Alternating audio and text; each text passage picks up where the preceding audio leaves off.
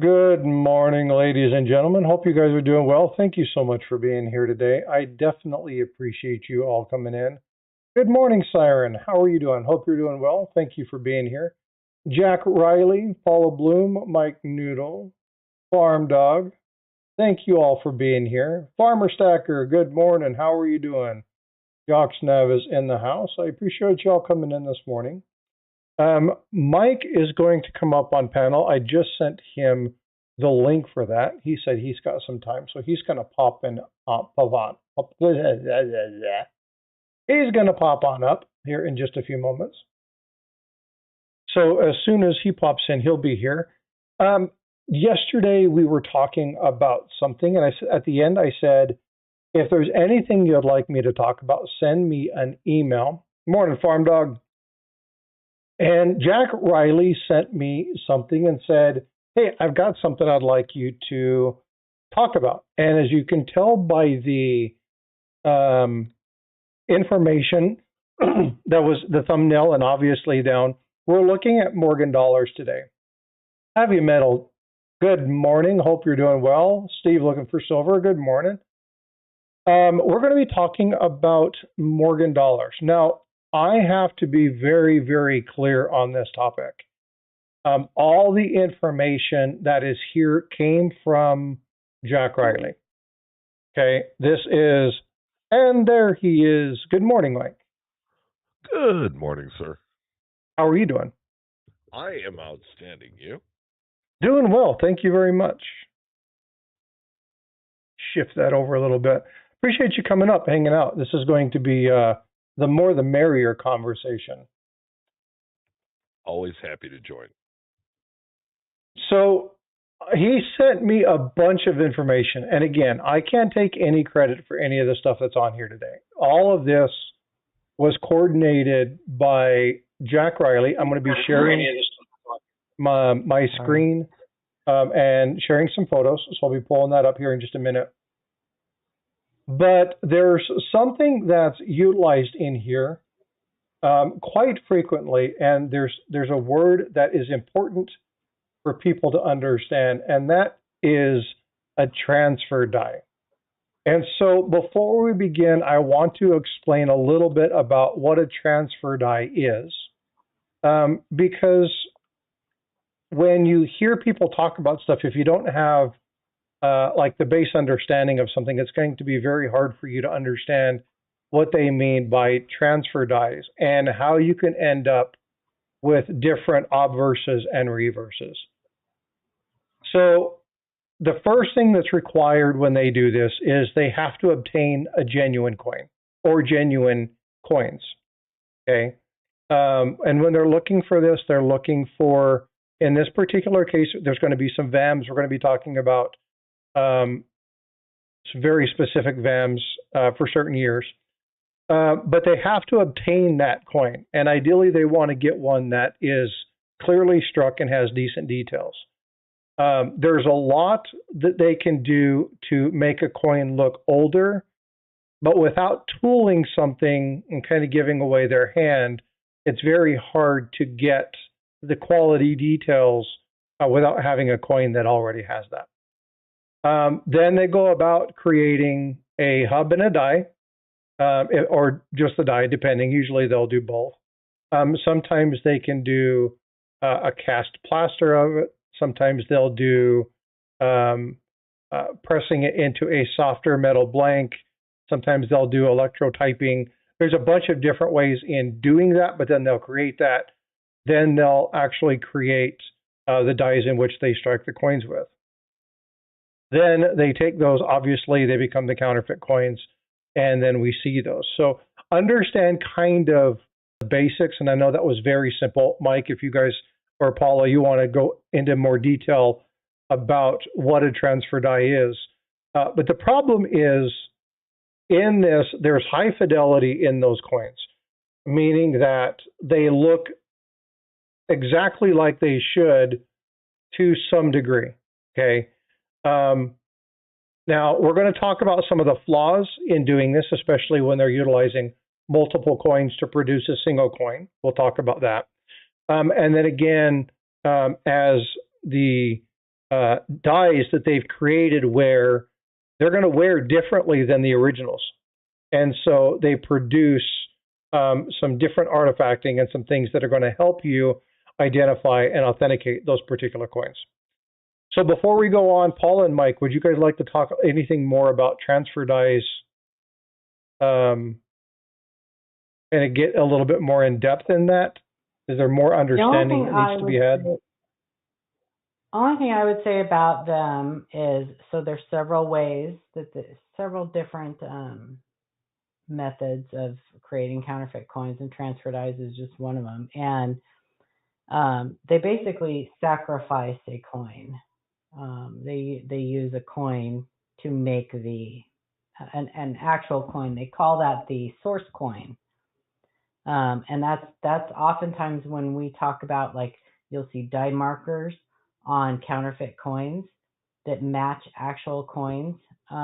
You've seen that in a lot of the videos that I've done with Jack Young. And those die markers are typically, so it's not just, they call them die markers, but they are actually die markers on the transfer dies. They're not actually die markers that were on, like, the die that created the source coin. They are typically like damaged, like contact marks and things like that, or re-engraving or things like that come from the source coin that will transfer onto this transfer die used to create these counterfeit coins. Oftentimes they will leave the dates off and they will add them later so that they can use multiple transfer dies for multiple different counterfeits. If that makes any sense to you guys at all. It's always the transfer die is always created from an actual coin that is sacrificed. So they use the actual coin as kind of a hub to create the transfer die. Does that make sense? And invariably, when they make those transfer dies, there is always going to be some trace of the coin that they use to make it, and that's what you're talking about. So Yes. They end up reproducing, like Paul has said, circulation marks, bag marks, things that wouldn't be on a perfectly struck coin, and then they become the markers that show us with every example of the counterfeit coin, because they'll be on every single one of them. Exactly. Yeah, and that's definitely something that we're going to be showing everyone today. And that's important. And again, it's bag marks are common. Okay, you look at a lot of people know the Henning nickel, right? We talk about counterfeits. That's kind of one of the very popular ones, and we talk about the die crack or the punch in the R. Those are telling characteristics that happen from that particular die that happened, and now that's produced on every coin. And it doesn't matter what year, and now there's many, many, many more things, thanks to Joe Cronin, that we've learned about Henning nickels. But you won't see that same event across multiple years. You may see it on every coin, and that means because it happened on the hub, right? We may see something on every coin of a specific year. But you're not necessarily going to see it across multiple years. Now, there are some minor nuances to that, where if they use the same reverse in 2 different years, you may see something, but there's going to be other die markers that show you that the obverse or something was different. And you may have a VAM, or you may have a marker on the front of a coin, the obverse of a coin, and they change out the die because of die wear, and now they have a different reverse, right? So there's going to be some exceptions to that, some nuance to this, and this is where it's very. And Paul and I were talking about this before, when they would do live coin Q&A, and somebody would say, "Hey, can you help me identify this VAM?" It was like, okay, everybody put their name in a hat and let's draw. It usually got pushed off to Amanda. She's like, Mikey likes it. Well, because there's so many of them, and it's such a laborious item to do that. And for those of you who don't know what VAM is, VAM is not a variety; it's every variety, right? And so VAM itself is from, and I always get this wrong. It's Leroy Van Allen and George Mallis, right? You want me to get it right? Because I was sitting right in front of me. I went and got it when we started talking. Oh, beauty. Do it. Nice. So I have the comprehensive catalog and encyclopedia of Morgan and Peace Tellers. Exactly what it is. Leroy C. Van Allen and A. George Mallis. Yep. Okay. Yeah. Thank you for that, because I always get Van Allen and Mallis wrong. Yeah, I get the names right, and I'm going to put that exactly what you just said in chat. So if you ever want to know, it's there.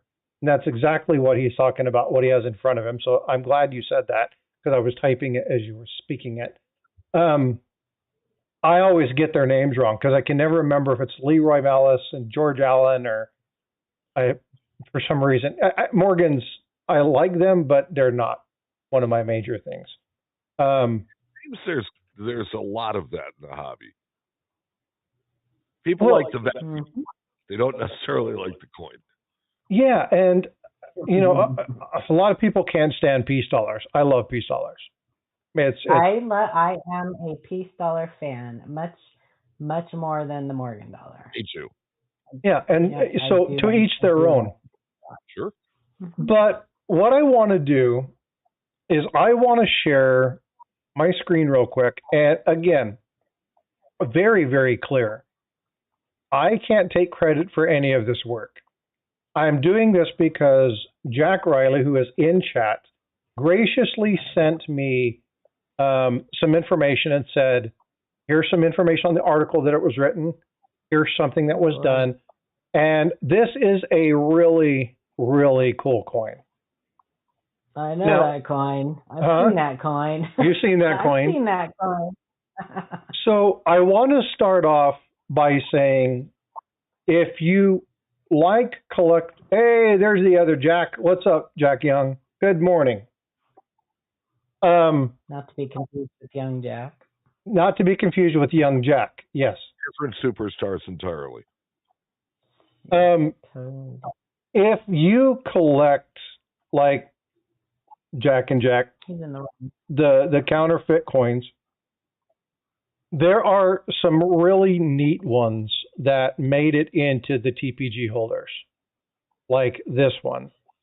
And this one is one of, I believe, correct me if I'm wrong, one of 22 that actually made it into a TPG holder. This one in particular is PCGS. And why is this a big deal? Well, because knowing that it's still sold for $1,500. And so there are people who collect these. Can you throw the landscape link in there for me, Paula? No. Hold on just a second. I'll do it. I don't know how to do it on my phone. Siren, are you still here? Can somebody go over and tell Jack he's in the wrong stream? Yeah, that's unfortunately the new way that I'm doing this. I don't see the live stream for the vertical until it's done. So I will work on making sure I have that in there, because that's going to have to be part of my new routine. But the point is that you can find these things, and they're highly, highly, highly collectible. And it's, to each their own. But this is what Jack sent me. Now, I want to talk a little bit about some of this, but I'm not going to show that. I'm actually going to be showing the various images. So let me pull up the right image for the item that we're talking about. Well, they know exactly what you're talking about when you're. Yeah, unfortunately, some of these images are not going to be extremely clear. The wording is extremely small. I'm going to work to try and do some cleanup not necessarily of the image itself, but some of these are very low resolution because of where they were captured. So I'm going to be working to try and find some high-res photos or try to run these through something to do this because, again, if you want to see them, you need to see them fairly close up. So the images are going to be a little bit blurry, but I'll be talking about what's going through here. So go ahead, Mike. I thought it was just me. No. And I got my glasses on, so I know I can see clearly. This is exactly what Mike was talking about. And if you see these arrows, you're looking at 3 different years, 1996-0, 1900-0, or 1896-0, excuse me, 1900-0, and the 1902-0. There's a VAM4, a VAM5, and a VAM3. Now, each one of these has the exact same field depression, the same bag mark, as it were. And that should not happen across multiple years, right? And so this is one of those things that allows people to understand that, hey, we have a problem. Now, in looking at these 3 dates, PCGS has their guarantee, and when they identified this, when PCGS actually realized, and this has been around for quite some time, that some of these counterfeits have been known since the 1940s. But what's important about this is that, as we talked about with Jack, and as you'll see in the interview that Jack did with Paula, they're getting better, right? And some of the counterfeits that you're going to see in some of these images they're really good. And if it isn't for some of these, if it isn't for some of these markers, and we're doing this because many of you, and I've got my book out and I haven't gone through them yet, but I'm taking this information. Many of you will have one of these in your stack.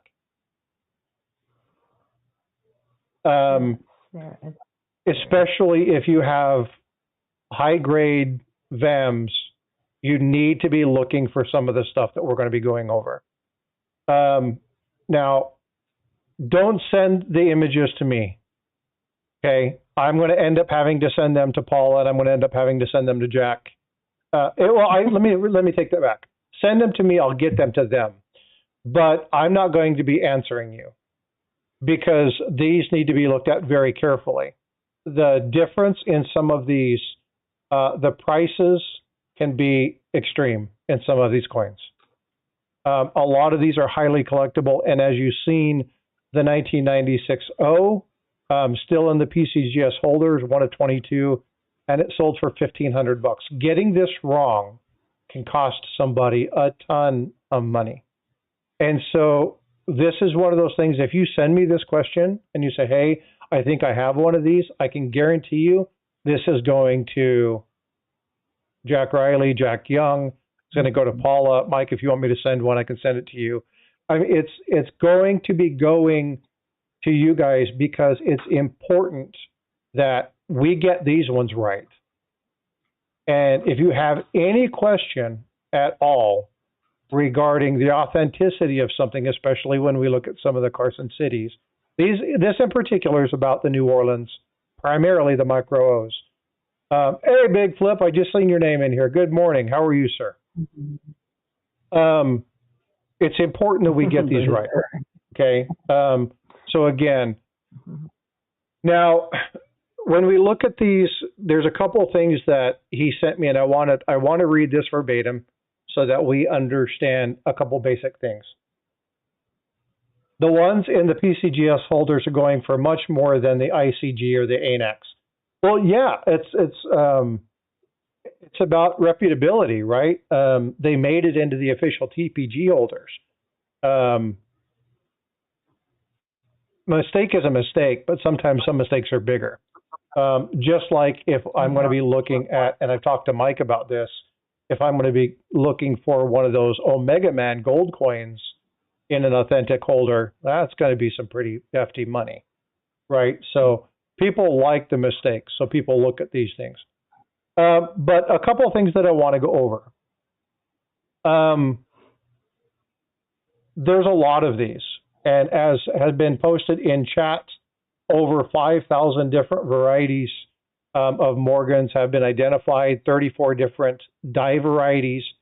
When you're looking at VAMworld, for instance, when you're looking at the number of obverse and reverse dies, you're talking about 16 obverse and 11 different reverse dies used.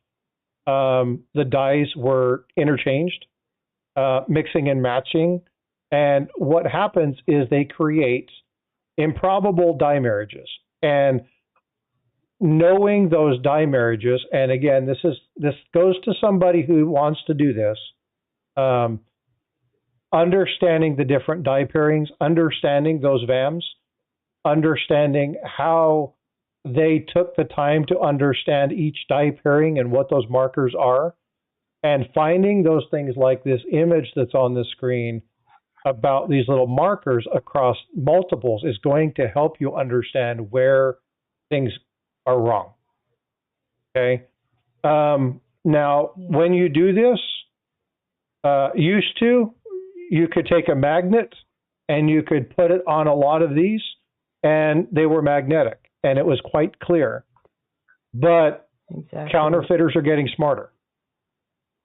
Okay. They're utilizing authentic Morgan dollars, and they are altering them. They're adding mint marks. So they're going to test right. They're going to use like copper alloy and then cover it with silver. So if you're going to use a slide, it's going to seem that it's going to work right. I watched a discussion between Tiger and Long Live Coins about the uses of slides and stuff, and it's like, it's great unless the coin that you think is authentic and you're comparing it against a new coin happens to be a counterfeit, right? So there's some things that you have to do. And what's important when you're testing your coins, and I think, Mike, you would agree with this, and if anybody disagrees with me, please let me know, but never trust a single test. You have to cultivate multiple tests. I've always said, if your mother says she loves you, get a second opinion. Stop it. It's true, though. If your mother says it is true. A second source, it's just it is true. Important. And I don't want to toot my own horn because it's not me. It's not about me. But if you guys want to learn more about these counterfeits and stuff, I've done some amazing interviews with Jack Young on the Live Coin Q&A channel. There's a series of them, and you will really learn a lot about some scary stuff that's going on out there. So I learn so much every time I talk to Jack. Every time, right, Mike? Yeah, it's amazing. I have the best time doing those with him, and we've got plenty more coming up with him. He's gonna kind of be a regular, so it's gonna be fun. But so get on if you have a chance. Get on over there and just look up, the ones that have his mug on the thumbnail, because they have his mug on there. So let me say thanks to Bullion Brent for subscribing, and Luther Blankenship. Thank you for both coming in. I appreciate you being here. And then C Happy Chappy and Big Flip Coins. Luther, thank you again for being members. I appreciate you. You guys have been members for a very long time, so I appreciate the support of the channel. Make sure I call you out. So let's, I just did put a link in chat. If you were on the vertical stream, you'll see that, you'll be able to click on that. However, if you're on the landscape, you're already here, so don't worry about clicking it. It's just going to bring you back. Luther, no problem. Got to support Jack Riley. Yeah, Jack's a stud. There's a lot of great information, but again, all the information that I'm giving you has come from one of three people. And while I don't know Chris Pillard, I don't know who that is. and then somebody named Ash. Those are the people that he references in this, as well as Jack Young. This is all provided by other people who have done this work. They've just asked me to utilize my platform as a way to get more information out to people so that they're aware of what's going on and what's happening. So again, give credit where credit is due. All this information comes from other people. This is another one, and as you're looking at this, it's not getting pinned in. Go ahead. In the other chat, it's not getting linked in the other chat. It's not getting pinned over there. Not getting pinned in the other chat. What do you mean? Siren says, pin it, please. Oh, I can't pin it in the vertical stream. I'm not in the vertical stream. Hold on just a second. Give me just a minute. I'll get there. Luther plays in the Facebook playground with me all the time. Huh, Luther? We have lots of fun over there. All right, let me get there. Give me a second, folks. Let me get over there and. Oh boy, that was a fun one, Jack Riley. I like that picture. That was a fun one.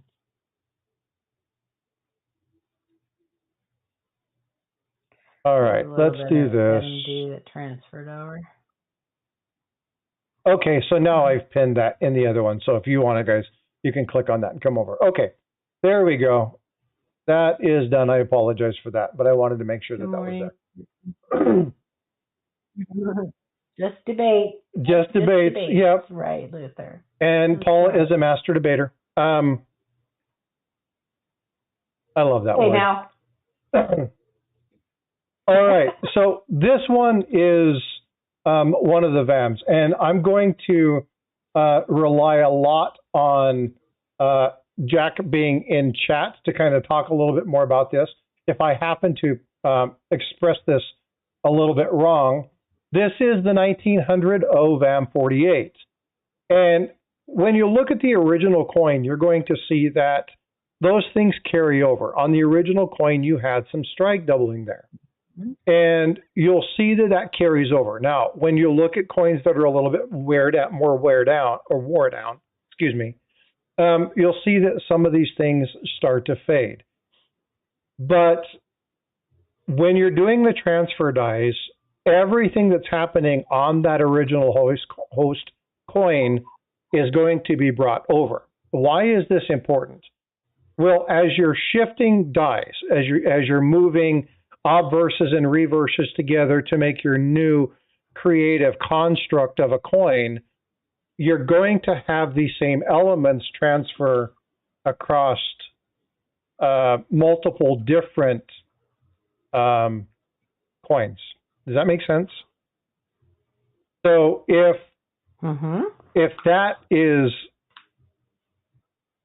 that's on only one coin, but now it all of a sudden shows up on 10 or 12, again, it's another point, right? And this is one of those identifiers that should be utilized, especially on your higher grade coins. Let's pull up another one. And again, I apologize for this. I'm going through a couple of these. And again, some of these images are very small. Mike and Paula, you guys have seen this quite a bit, right? I am not a huge variety guy, but I do see what you're doing. Yes, I have. Jack Riley has sent that to me. I have, yes. So when we look at this particular one, we're looking specifically at the 1900 and there's different reverses. And when you're looking at Morgan dollars, one thing that's really important to look at is that as you see certain things, you're going to see them a lot in counterfeits. And one of the things to look for is this little loop in the Eagles. Actually, I'll just let you talk about it, Paula. You can explain it probably better than I can. What am I talking about? The Eagles, the loop, the design element in the eagle, the wing. from the neck to the wing? So those are just markers. Those are markers for the counterfeits. And unfortunately, this is not, and Jack's going to be in there. Yeah, so we're looking at the wing gap, and that's exactly right. But there are three different, I'm just going to read what this says. So there's different reverses, okay? So there's a C3 and a C4. And if you look at a majority of these, hold on just a second. I'm seeing.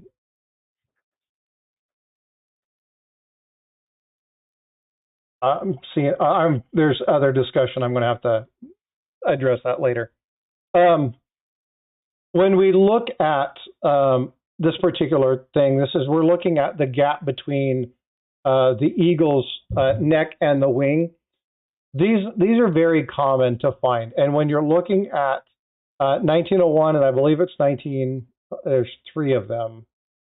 1901, 1900 and 1902. There's very distinct reverses that have to happen, and you have to pair those with the berries that's listed down below. Jack, are you still in chat? Can you type that out a little bit? This is one that, unfortunately, the image is so blurry. I can't really point to exactly what we're looking at. This is the area here that we're talking about, and you need to know which variety. Yeah, please put that in there, Jack, so you guys can understand a little bit better. I got kind of squirreled by trying to figure out what was going on in chat, so I apologize. I just can't look at chat while I'm doing this. I get sidetracked and then I lose my train of thought. And that's why I have moderators for. This is a very common thing. I'm going to have to just kind of defer to Jack on this one. So the C3 reverses were last used at 1900. So there should be no 1902s should exist with this one. So 1901 and 1902. So what I can't see in this image is which one is the 1901. Right? That's the one that I can't. I just can't see the image well enough to be able to say which one's which. Yeah, the C3, but I can't tell. Yeah, and I apologize. I don't have.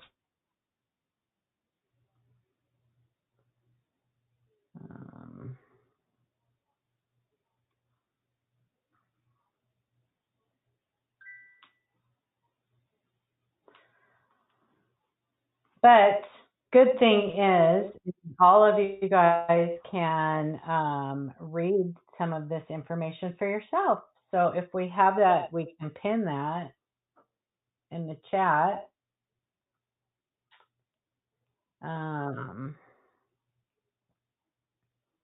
Yeah, I apologize, folks. I got a little bit squirreled and then I lost my train of thought. So I'm going to shift to looking at something else. Go ahead, Mike. Reset. Yeah, and I was trying to look at something. This is a little bit better image. Let's go to this one. So what we're looking at here is a diagnostic on the 1900 O. And again, folks, I don't look at chat normally when I'm giving presentations because I get squirreled real easy. And so it's not that whatever's happening in chat is good or bad. It's I can't read it. I have to focus on what I'm doing or I'm going to get squirreled. So if you're tagging me and I'm seeing my color pop up, then I'm going to be looking at that and not focusing on what I'm trying to do. So I apologize if you're trying to get a hold of me in chat. When I'm done going through this piece, we'll get back to it and then I can go back through. So not trying to say anything positive or negative to anybody. I can't. You guys need to understand first and foremost when you understand the presentation that I'm giving, I'm trying to stream on 2 different vertical and landscape. I've got 3 screens. I've got chats in 2 different streams that I'm monitoring, as well as all of my resources and trying to talk about a topic that I'm not the expert on. So it's very difficult to do that. If you're trying to enter information into chat and I'm not responding, please bear with me. Okay, I'm not trying to ignore you. I can't focus on chat while I'm trying to do this. When I try to do it, I end up squirreling myself, and then I sound like a blabbering idiot. So please forgive me. So I'm going to try and get back on track. I apologize, and again, I'm not knocking anybody. It's just it's a barrier that I have within myself. So this is another marker. Now I want to ask a question, and when we look at this particular item, knowing the minting process is very important.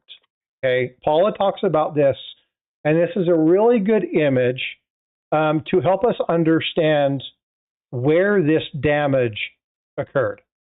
So when we're looking at this particular die gouge, okay, and we look at it in the M, I want people in chat, and Paula, you can help me with this and monitor this. Did this happen? Did this scratch? Did it happen on the hub or did it happen on the die? Now, the reason that I'm asking is that I'm talking about the one specifically under the M in unum or on the M in unum. And the reason is if you can understand the minting process, if you can look at something and go, well, it doesn't affect the design, so this would have had to have happened where? That means you have to understand what's in cuse and what is relief on the hub or die, and you have to understand where a scratch and what a scratch would look like in each one of those, because a hub scratch is going to look totally different than a die scratch. And so in this particular case, where would you have found this one? Is this going to be on the hub, or is this would have happened on the die? Are you asking me or are you asking the chat? Well, I'm asking chat, but ultimately it's going to get answered by you and Mike. Okay. Because you both know, right? Mm-hmm. I'm sure Mike knows. Well, look, I know Mike knows. I'm What? just being facetious. I know How to make spaghetti? limited. Say that again, Mike. Mike knows how to My knowledge of varieties is limited. I've always been taught that it's best to remain silent and thought a fool.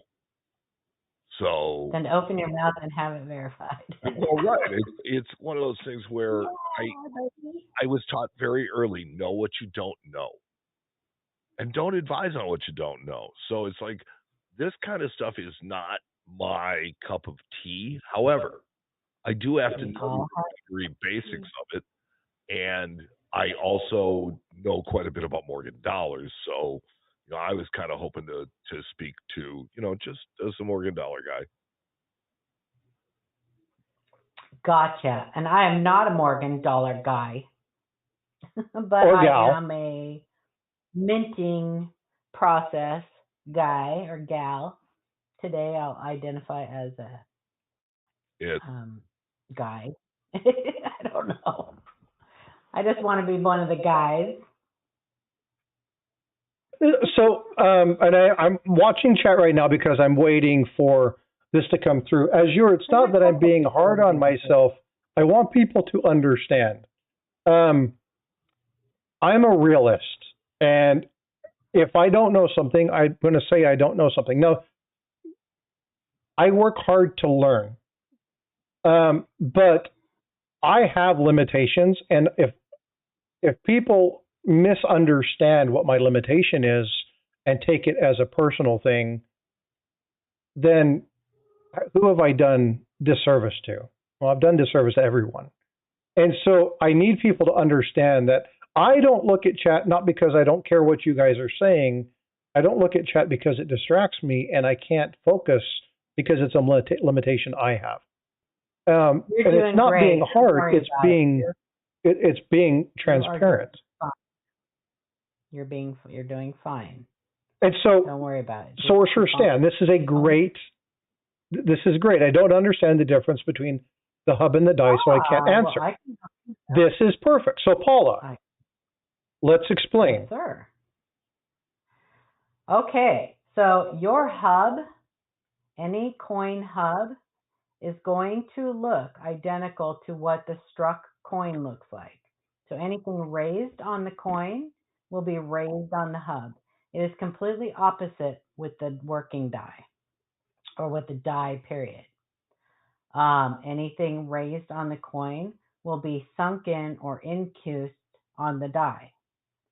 So for this to have happened to the hub, you have to think, how did something become raised on a hub? So the likely answer for this is that it actually happened on the die, because it would have been incused on the die, which would have caused the metal to flow into that defect in the die and be raised on the coin. Now, I may not have made sense to you guys on that. If you have questions about what I said, just put that in. You have to look at it. So when I said that they create transfer dies from actual coins, that's because they are using the coin to make a die. So a struck coin looks identical to a hub. So I'm gonna bring this up. I'd like to make one comment on what Paula was talking about. So if you have a mark on a coin and you then make a die from that coin, every mark on the coin is going to be on the die. What we're looking at is we're looking at the type of marks and trying to figure out what caused them.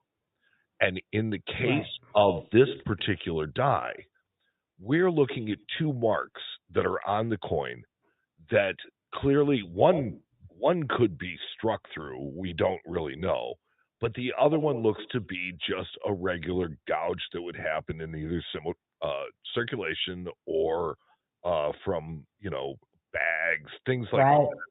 And so it's a typical post-mint type of mark or type of damage. And now, if you're talking about used on multiple counterfeit. Well, on the counterfeit, yes. So that has reproduced over and over and over again. The other thing that's really frightening about this coin is if you look at the dentals, because there's machine doubling on the dentals.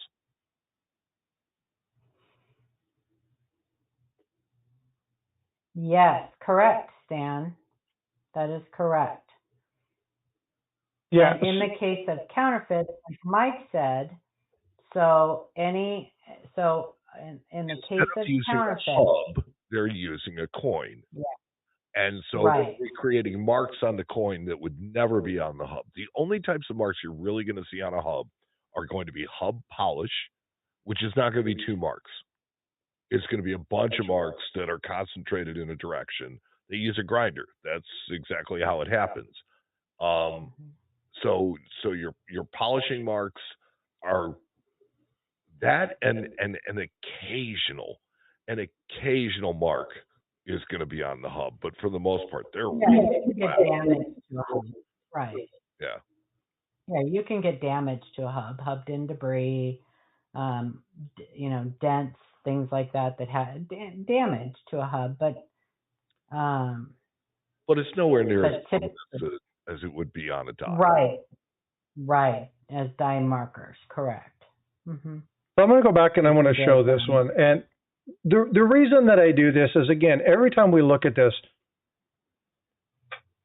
it's important to understand where something happens, okay? Because it helps you understand where in the process. And it also helps you understand, is it possible? It's going to help you determine whether it's damage, which is going to help us. Because, again, if it's a ding from another coin, and it's exactly the same across multiple years, that's not very likely. To happen in the exact same place across multiple years, it's not very likely. But you can have die cracks that happen in similar places because of design elements, right? And that can happen. They may not be exactly the same, but they can happen in various areas.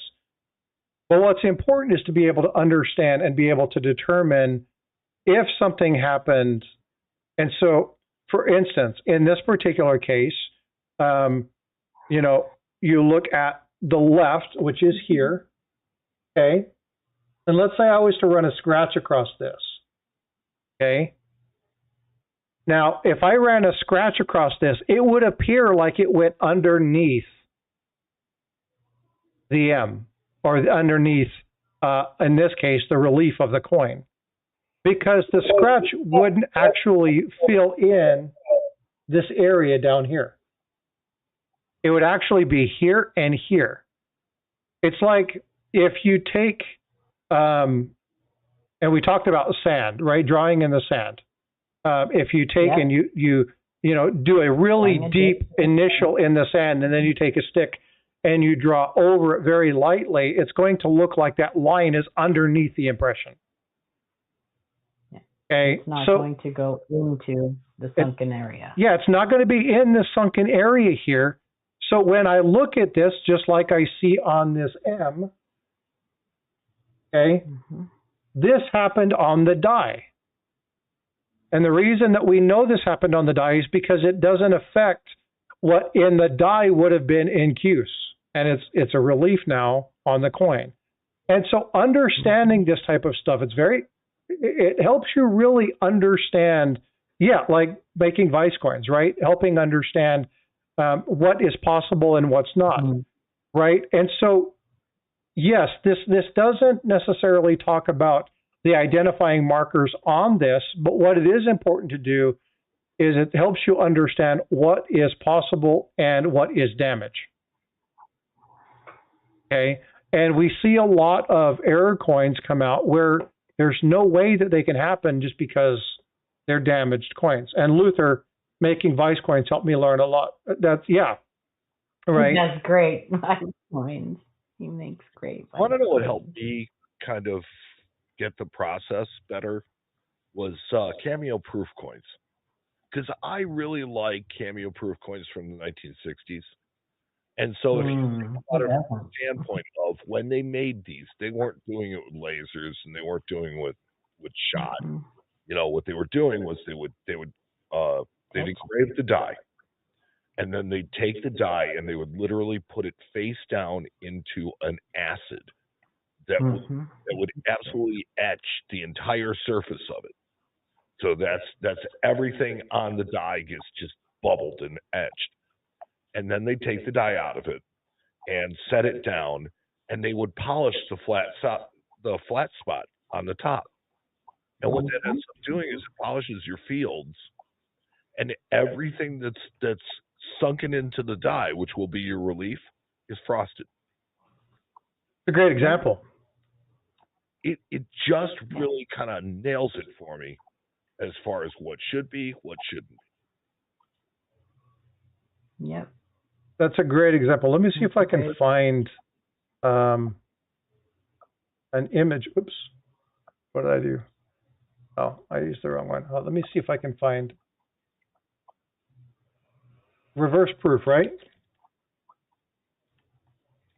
Just proof. Cameo proofs on, like, let's put like 1962.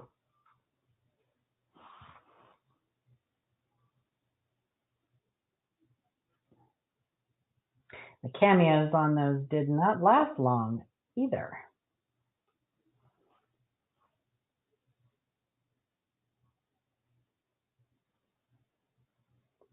$1950 cameo bendies.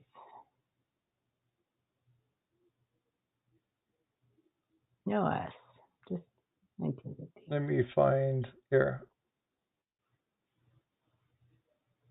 Where did I put it? Cameo. Like this? 56, type 1. Is that right? Yeah, get one of those babies. Is that what you're referencing, Mike? Is that a good image for this? Yeah.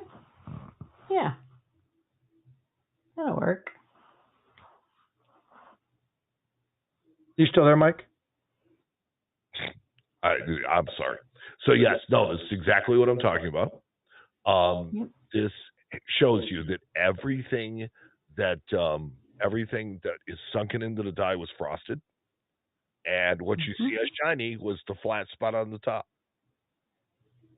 which is opposite on the struck coin. So it is now raised on the struck coin. Yeah, so again, I know that deviates a little bit, but it's important to understand this concept, because as you look through some of these things, again, not only do you have to determine whether the coin can be even real, because sometimes they're pure counterfeits, sometimes they're altered, right? So you have to be able to make a determination about whether this is a real coin that's been altered, whether they've utilized multiple coins, or whether the coin isn't even real at all. And these markers and understanding that minting process is going to help you to do that. And so I know that's a little bit of a deviation from what we were talking about, but I just wanted to make sure that people understood that piece. I think what this does is it kind of shows them the process of how dies are made and what they do to them after they're made in order to make them look a certain way.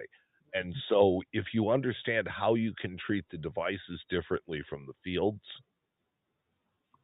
I think that explains a lot of the VAM stuff.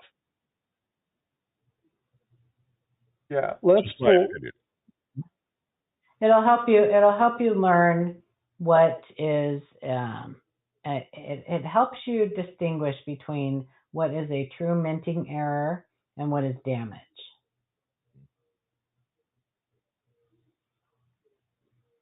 Here's another one. Like on Morgan dollars, it helps you learn the difference between a die crack on a Morgan dollar and a scratch. Yeah, here's another one. Again, when we're looking at things that happen across multiples, the arrow, you'll see the line here and the arrow right here, and then this M. Now,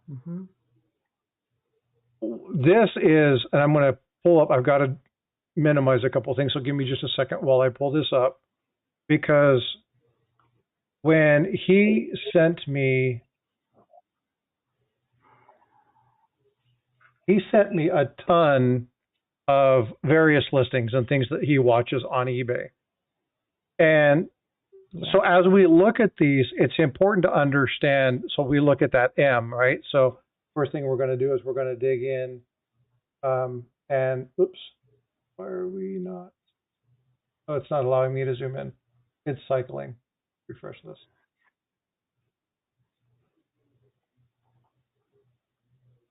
There we go. So when we look at this, you can see quite clearly that matches the other image that was there, right? And again, he's done the proxy blog, if you can put that in there, where they talk about these very specific items.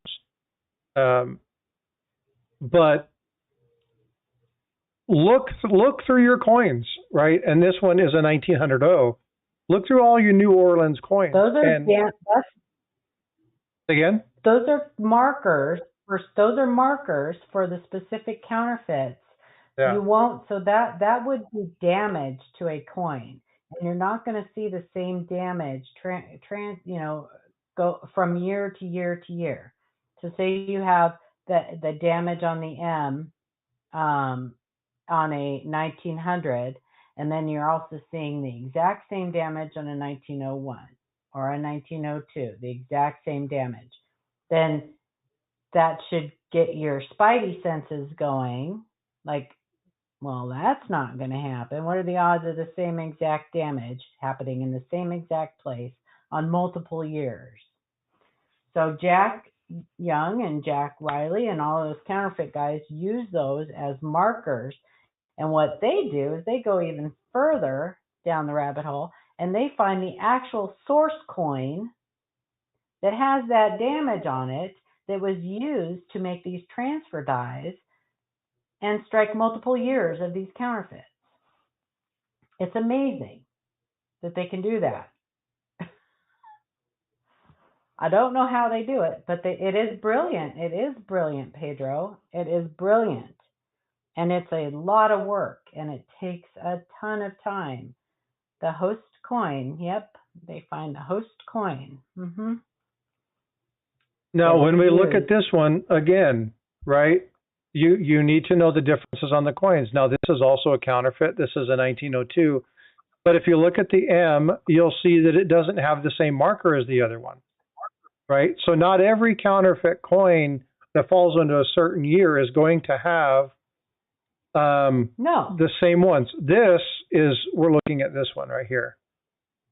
And the telltale on this one is that slanted O. This is one of the micro O's. Tilted to right. Yep, tilted to the right. And so there are some other things when you look at this, and I'm trying to find where exactly it is in here, but there is, hold on, let me find this. I've got to pull up the sheet that he gave me because, again, it's loaded with stuff. Where is, yeah, it's loaded with stuff. And I think it's right there, if I'm not mistaken. So there is right here.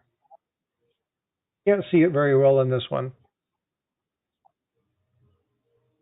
This is the right location. It's hard to see, Jack, correct? There is, you see my little marker? You can't see it very well, but right here there should be a spot. You can't see it very well in this one. Let me see if I can find the other one. There's the, no, it's not the same mark on G. There's tooling all over this coin. Yeah. All over it. Yeah. You can see the tooling all around the eagle. It's horrible. It's ugly. It is ugly.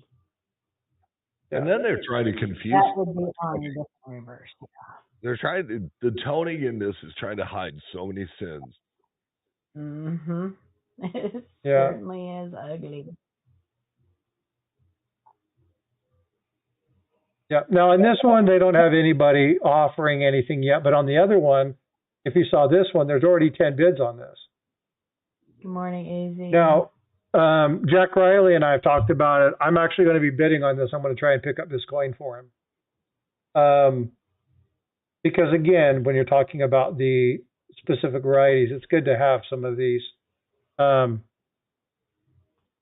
again, you know, it's important to look at. Now, here's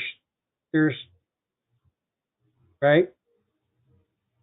Look at the number. Not like this is a brand new seller. 99.9% positive. Yeah. So it's important that you take the people that have done the research and you utilize their knowledge. I can tell you that if I were to look at this and if it wouldn't have been for the information that Jack, I never would have known that this was not a real coin. Well, I wouldn't have even looked at that coin twice. Well, no, this isn't the same one. That's not this one. They're different coins. I wouldn't, this one, no way. I'm just saying. Yeah. Ew. But, now, granted, I have plenty of 1900s. It's not like they're extremely rare. But when you're looking at various VAMs and stuff, it's very important that, you know what you're looking for. It is. So it's important that you go to the experts and let them help you out. And if you have questions on them, let people know.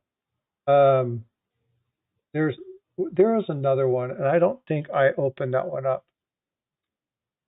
The VAM World, but I don't think I opened that one up. I'll have to find that one. I didn't open that up.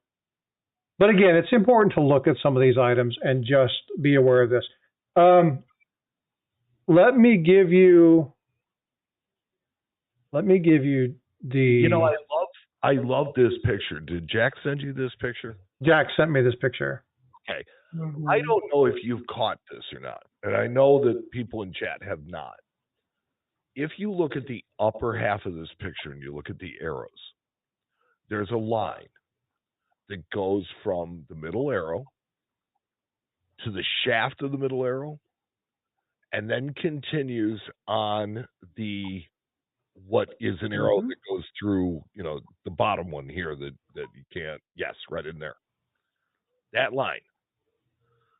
line is on it's on a device, which means that there is absolutely no way that you could make this on a die. Mm-mm. That line would never happen on a die. No, that was damage to the actual host coin. Would never happen on a hub. So right. This is the kind of stuff that just absolutely screams counterfeit. Yep, it transfers over. Mm-hmm. So vote for Pedro. Yeah, we've talked about this a bunch. So they used to have somebody who was in charge of this. Jack Young talked about this in the video that he did with Paula. We just did a video on that. Yeah, and the person retired, and that department basically went to the wind. Mm-hmm.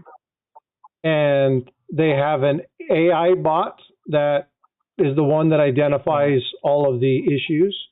That it's not issues. It's a pretty canned message. And then, again, I'm trying to read chat and talk at the same time. I can't do that. Okay. There's avenues and there's examples. We are making headway. Say again?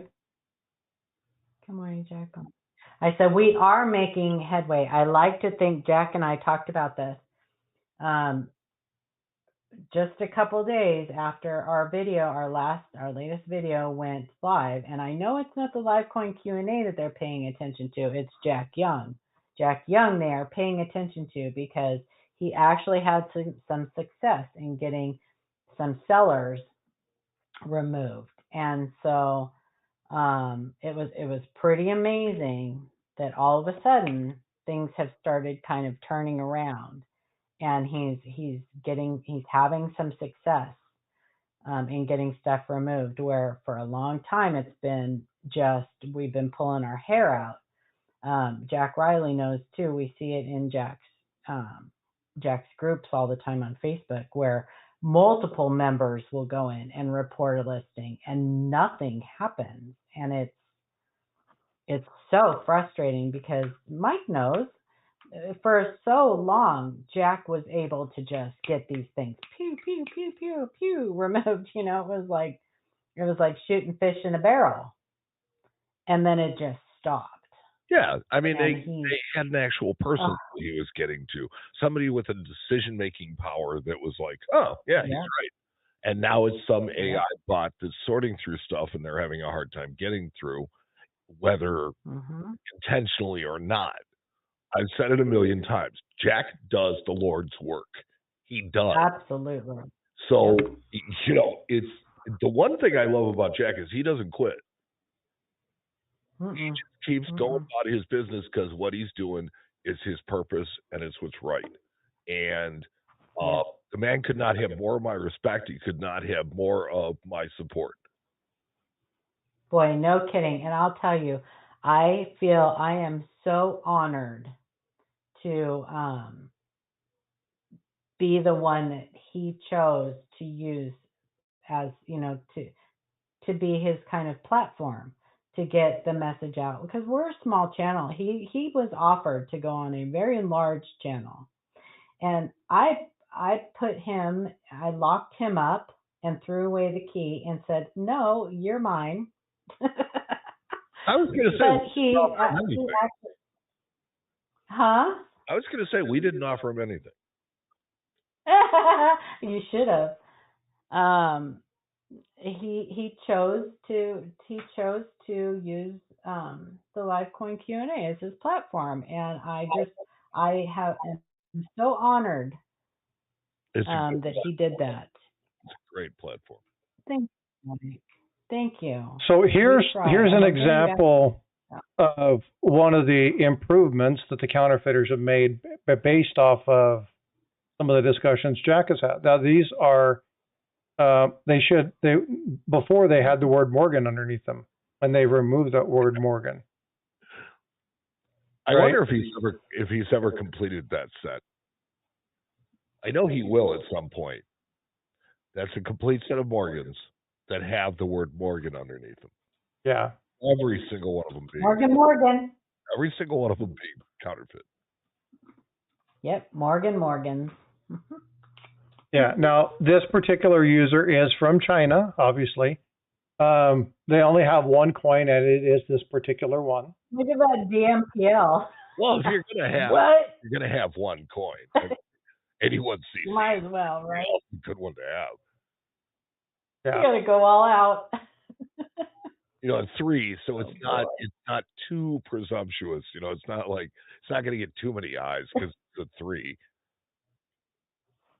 Yeah, and you can have that for $24.99. Or best offer. I go all that way. Yeah. Now this is one of the ones that was talked about that has the great collections. Now, this doesn't have the PCGS. This actually has the Great Collections logo on the back. And so it's important you understand. Now, go look at the Great Collections sell of this particular coin and then come back and look at the price comparison. It was way easier to counterfeit that Great Collections logo, though, than PCGS, though. Oh, I'm sure. Yeah. I think this one was one of the ones that was in our top 10 last week. So. Say that again? I said I think this one was one of the ones that was talked about in our video that we did Tuesday. Good morning, Happy Chappy. Yeah. So, and again, it's important to understand the holders are getting better. Okay. The labels are getting better. If you look at, they have the items here. Again, you're looking at, this is a little bit wrong.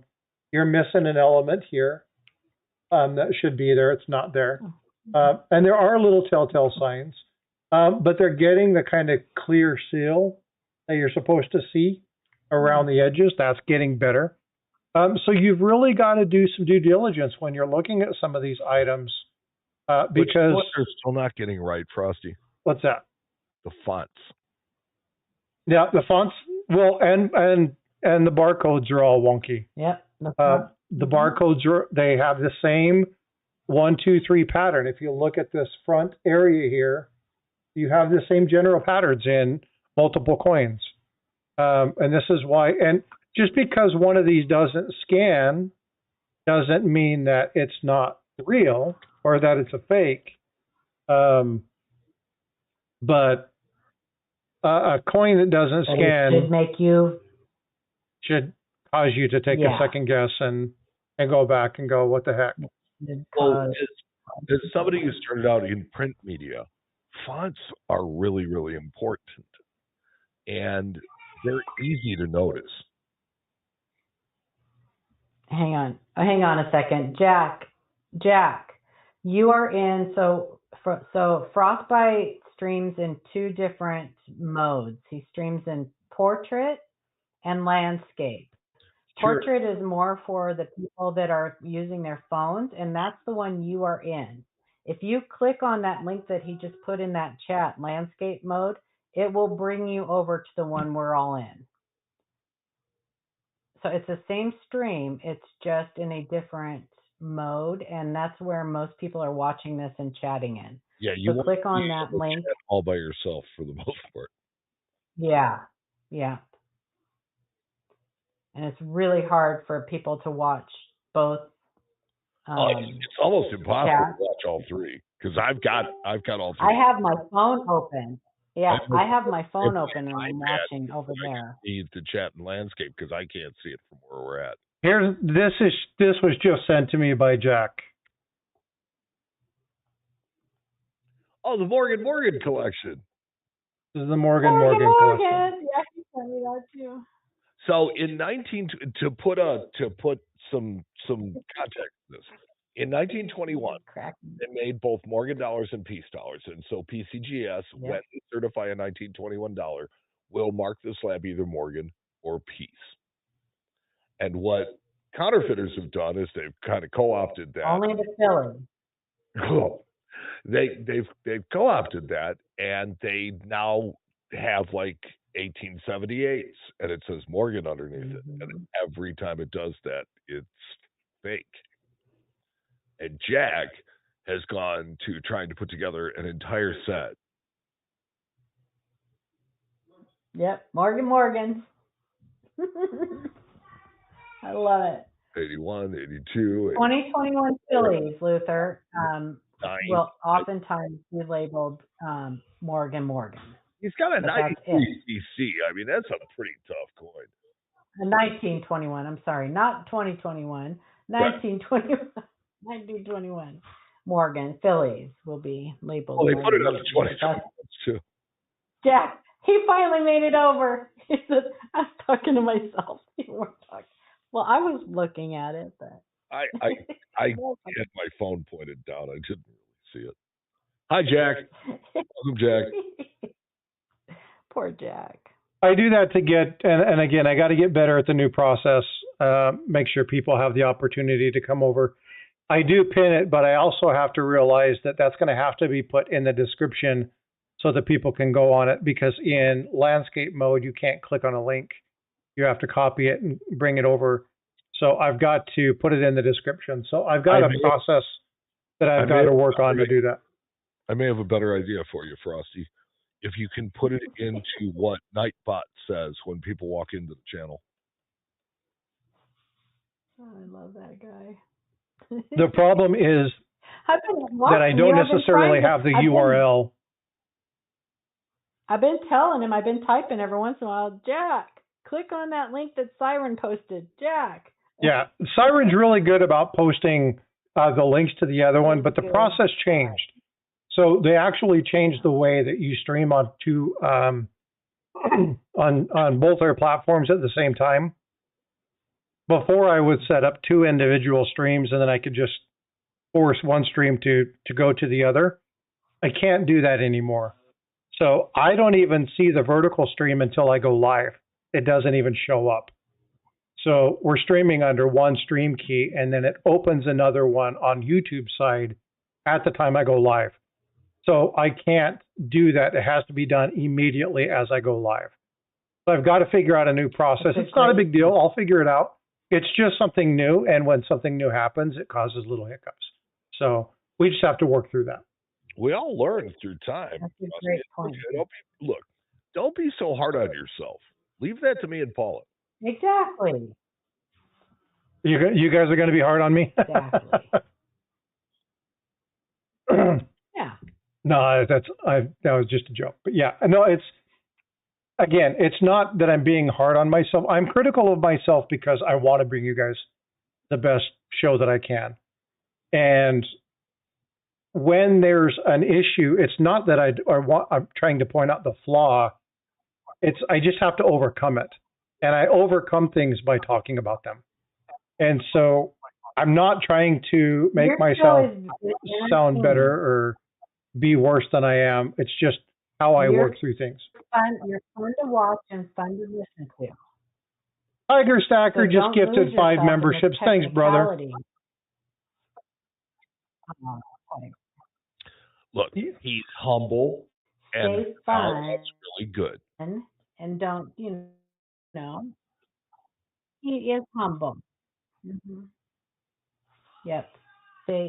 After a while, they get like, just like, okay. Mike, do you want to hear something about? What is it they say to Pony Boy? No,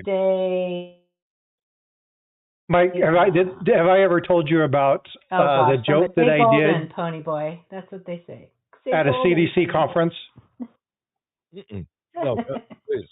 So years ago, I worked for a company that did nonprofit work. They worked with the Health and Human Services, and I was invited to be on a panel for a CDC presentation regarding substance abuse in adolescents.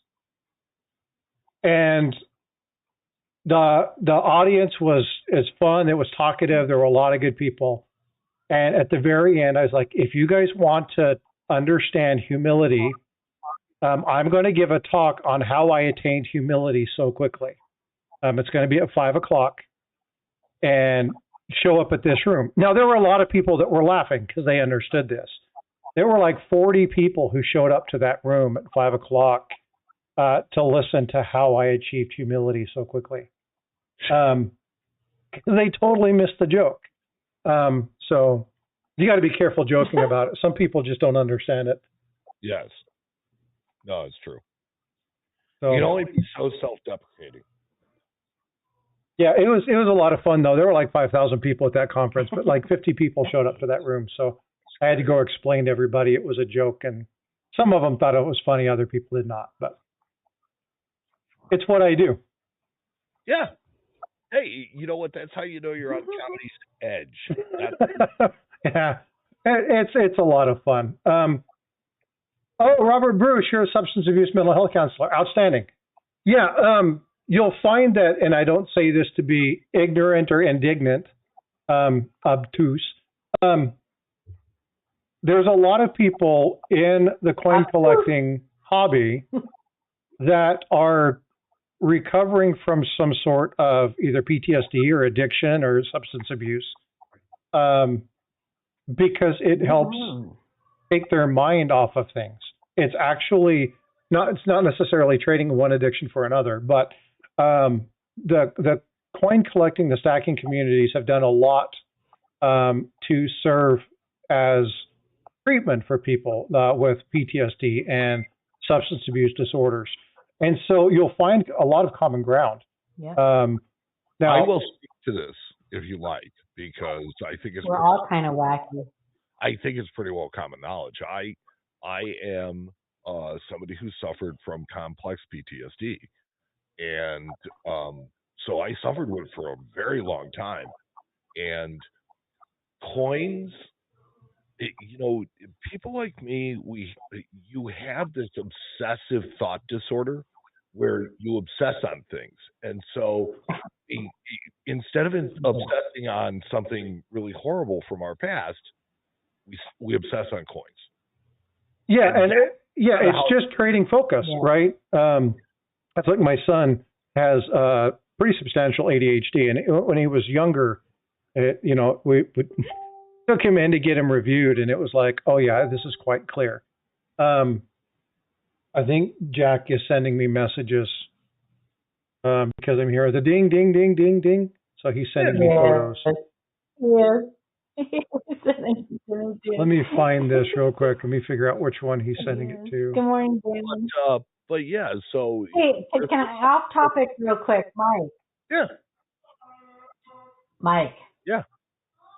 So you know the A&A contest that they had, right, for that challenge coin, name the engravers or match the initials with the engravers? Okay. Do you know what I'm talking about? I'm not familiar with it, but the A&A had a competition, so they gave away the president of the A&A gave away a challenge coins in Atlanta. Okay. You don't know anything about that? I know. I thought you and Mike talked about those. No. Okay. No. Never mind then. Carry on. Neither Matt nor I went to Atlanta. Oh, okay. Cool story. They did it for National Coin. We did it for National Coin Week. They gave out a coin, but then they turned this into a competition where they gave you 16 engravers' initials, and you had to match the engraver's initials with the engraver. And it's tough. Now you're talking about engravers of challenge coins, or? No. Just engravers, famous engravers. I might actually well-known engravers. Just get to the punchline, Paula. Well, they're dragging us on. The punchline is that I won. won. I was one of the winners. That's fine. I was expecting. Anyway, okay, there you go. Now carry on. No, so what she's slowly alluding to. Sure. I'll do a video when I get my prize. I'll do a video when I get my prize. Yeah, so she's one of 40 some odd people who won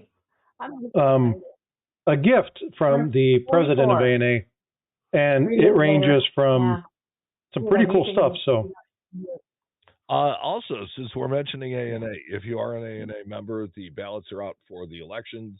Please vote. Yes. I'll give you the same one I give you for I don't care who you vote for, just vote. This is a pretty neat coin, Jack. Yeah. Yeah. Yeah. Very pricey one. Did you see Jack's latest Gobrecht dollar sign, Mike? I'm sorry? Thanks, get on. Jack's latest Gobrecht dollar find? Gobrecht dollar. No, I don't think I've seen that one. And I stay pretty current on what Jack posts. Thanks, get on. That's a pretty cool one. To win, probably. I tried looking. How do you know I use the internet to win? So the lump of the INC, is that a repair? You're right, I did.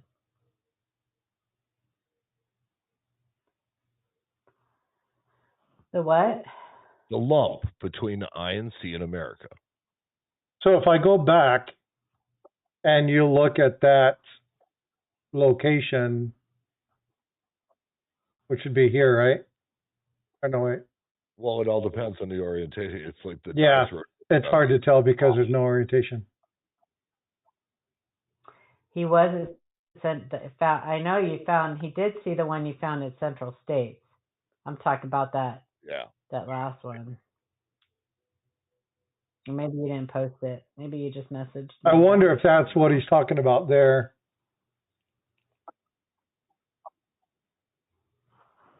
Jack, you're going to have to orient us as to this piece. Just to help us in saying, is that blob? Is it like, is it solder? Is it,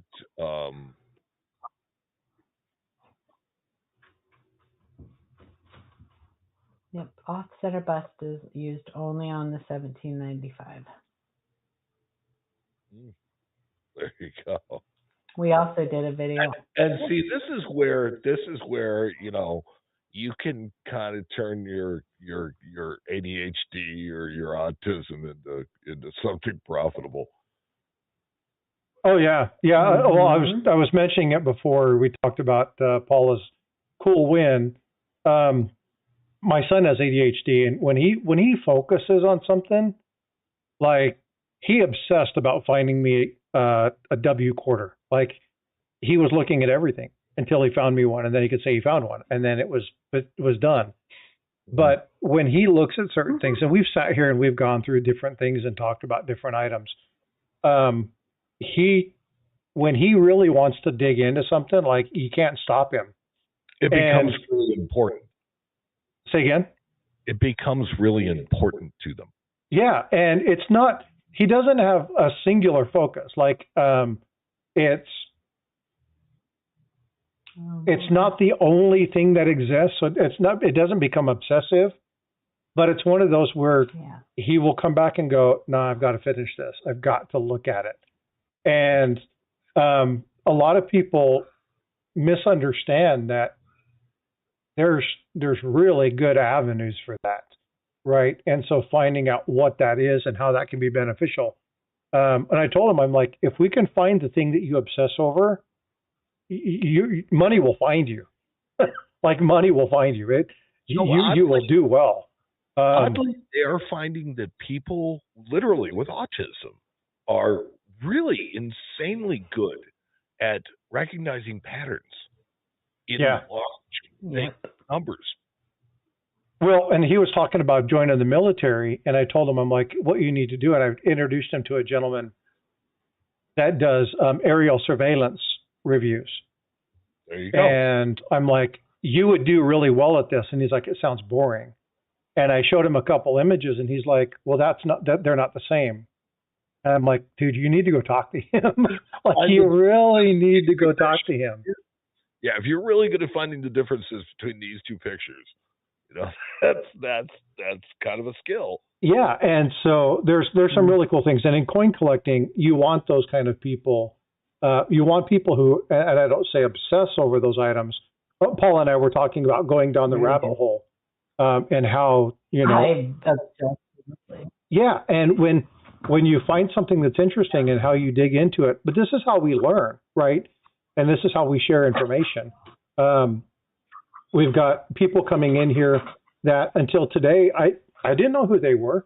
But, Luther, thank you so much for being in here. Really, obviously, has studied, looks at information, knows coins. And when you find people of like minds, it's amazing what can be accomplished and the people that you can connect with. And so this is what's fun about this hobby, is that, you take those people who really have that desire. And again, folks, I've stumbled over myself a lot in this because this is not my realm. And I give tons and tons of thanks to Jack Riley for sending me all this information.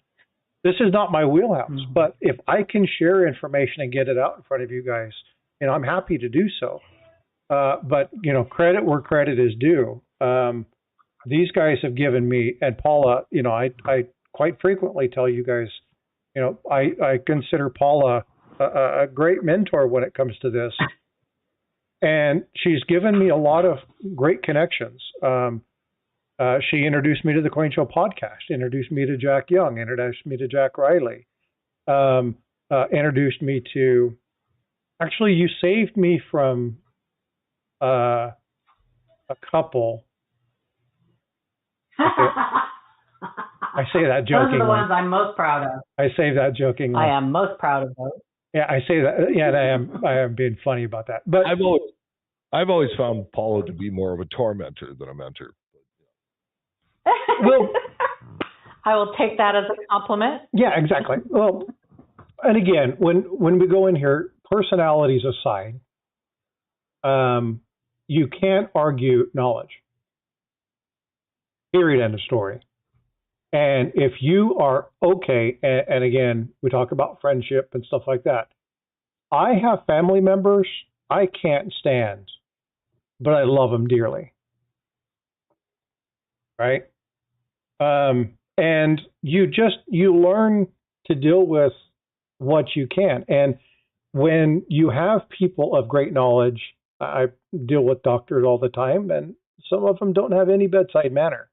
But there's no acknowledging the fact that you can't acknowledge the fact that they're some of the most brilliant minds in the industry that they work in.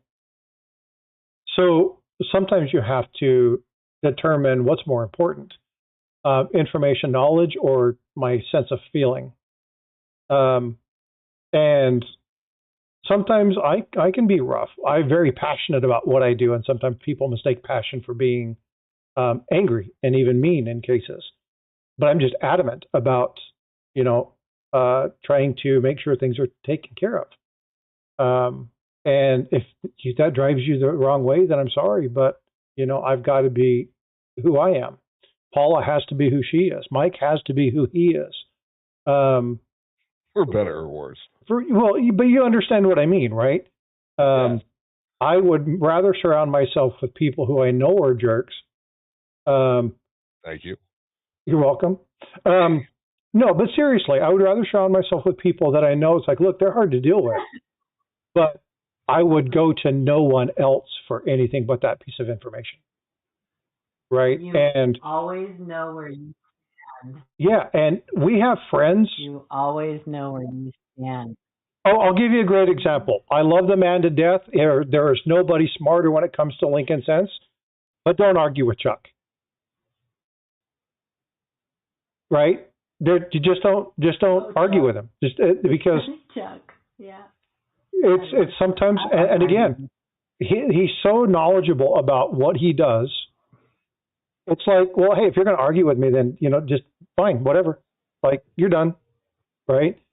Have discussions. There's just people that you have to do what's called deference to expertise. And if I felt that I was right, why would I go to the expert and ask them for help? It just doesn't make sense to me. So I would much rather surround myself with people who are going to be honest with me, whether I like what they are saying to me or not. I want that friend that's going to tell me I have a booger in my nose. I want, if somebody truly cares about you and loves you, then they will sometimes tell you things that you don't want to hear. And it doesn't mean they're doing it maliciously. It means that they love you and they care about you and they want to be honest with you. And folks, to add I to love that, this hobby and I care about this hobby and I want to. Yeah. To add to that, and Mike, you know this far better than I do. I know Paula and them have this all the time when they do this. People that own coin shops, same situation. There are people that like to argue for argue's sake, and there are people who shop for answers. But if you're going to ask somebody for their opinion, it's different than asking somebody for their advice. Okay? If you ask somebody, you go to somebody and you say, folks, I want your advice on this, then take it graciously. But if you say, hey, can I get your opinion? You can discuss your opinion, but don't ever challenge somebody's advice. If you go to somebody for advice, take it or leave it. Leave it at that and be done with it. And understand the difference between them. Because there are a lot of people, and I'm sure you guys have this all the time, Mike, where people come in and they're going to argue the fact that they know what this coin is. I know what I got. Yeah. And it's like, well, then why did you bring it in? Trust. Right? Why did you bring it in for verification? For me, they bring it in because they wanted to sell it. That's really what it comes down to. And so that's a different, that's a different thing. But to take what you said, just kind of that step further, it's like you ask a question. I think where sometimes it gets really, really hard is when you're unable to help somebody understand the point. And so if they just don't get it, it's not really helping. And so I had something really, really interesting lately, that it's an error that happened with something that it didn't happen, in my opinion, it did not happen in a conventional way. And so the problem is that you talk to people about it and they're going to give you conventional answers. And this is why having people that you disagree with regularly around you is a good idea. Agree. Because they are going to come at it from a completely different point of view. And they might say, no, you're not thinking about it that way. You're thinking about it this way. This is what you need. And so, a lot of times it's, people get down on the word diversity, but that is literally the diversity in who we are. And that's the biggest value that we have available to us. So even if you don't agree with somebody, even if you don't particularly like them, if you can figure out a way to work with them and to help further your goals, I think that you can really, really create a relationship that's still well worth having. Agree. Absolutely agree. We do a thing at work. It's called a stakeholders analysis. Who are the people that we have in the room, whether it be on a particular project, whether it be on a given task that's being done, whether we're doing something for investigation or whether we're looking to provide leadership with an answer. And we do an evaluation of who the stakeholders are. And one of the things that I fight with one person all the time because we are always the devil's advocates with each other. If I say something, he's going to challenge it. And it's not that he's a jerk or I'm a jerk and that we just absolutely have differences of opinion, but we've agreed to not agree on anything, to always look at the opposite sides of something, even if we don't necessarily agree with it, because we have to make sure that we cover every basis. And if you can find somebody, and Terry and I are really good friends, and people think we hate each other. We get into meetings and we argue and we go back and forth, and we just don't see eye to eye. But we actually do. But this is something that we go into every meeting with the understanding of we are not going to come to a consensus without having those discussions. The other thing that we will always do is we will always have an experienced person and a brand new person in any project that we're starting. And why do we bring the brand new person in? It's because if they can't understand what you're talking about, you haven't adequately addressed what the problem is. And those things are extremely important. And when you get, it's pretty close to that, Robert. It's pretty close to that. When you get to the point, and it's, you'll hear me say this when we talk about stuff. And I've stopped Chuck at times. I've stopped Paula at times. And like, hold on, you just mentioned this. Tell me exactly what that means. Because there may not be following. Stan, earlier in the chat, hey, I don't really understand the disparity between hub and die. Can you explain that? Perfect. We're going to stop this. We're going to break it down. We're going to get to that. And you need people to ask those questions, because if you're not getting to Mike's point, if you're not getting to the crux to where everybody understands it, then you're not doing that any service. You're not doing any justice to that. Hey, Tiger, thanks again for the super chat. Frosty and I get along when it comes to gold backs. Well, yeah. So again, Tiger Stacker, another great representation of somebody that him and I can have arguments with. In fact, him and I have discussions that his wife have gone, you don't know anybody talk to you that way. And it's not that we're arguing with each other. It's that we really get to the crux of what is it that we're trying to find. You need people in your life like that. Yesterday, Paul and I talked about iron sharpens iron, right? You cannot sharpen a knife with bread. You can't. You need something sharp. You need something abrasive to sharpen yourself against. And so when you're in this hobby, don't surround yourself with yes people. Don't do it. And find yourself with people who are willing to give you the hard answer. That's the crux of somebody who's really looking out for you. Now, obviously, you want to make sure that they're not out there just to be ignorant of you, and challenge you at every case in point. And we're not looking at people to do that. But take time to surround yourself with people who will be honest with you. It's hard to find, and when you find them, hold on to them closely. Because I tell Paul all the time, Paul, I love you to death. Her and I have come to some hard discussions about certain things, and it's like you're right on this, you're not right on this, and some things we agree to disagree on, and that's fine. But I will stand at arms. I will stand in harm's way to defend her, because when it comes to certain things in this community, she absolutely is spot on. And you have to find people like that, and you have to be willing to be looked at with a negative connotation to defend the stand of justice, to stand on the side of right. So find people like that in this community and stand by them. We call her the crusher of dreams. We do that for a reason, because she's blatantly honest about certain things, and it's a term of endearment. It's not something meant to be ignorant or rude.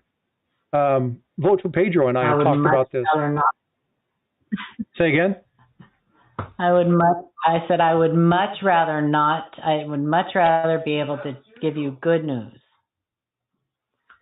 than crush your dreams. But somebody's got to do it, I guess. Yeah, and Tiger will never be right on goldbacks because goldbacks are a complete waste of money. But is what it is. Well, I'm not. I don't read chat when I'm talking about something. But right now we're just having discussion. We're past the education point, so it's a little bit different. But yeah, it's important to surround yourself and have those people in your life.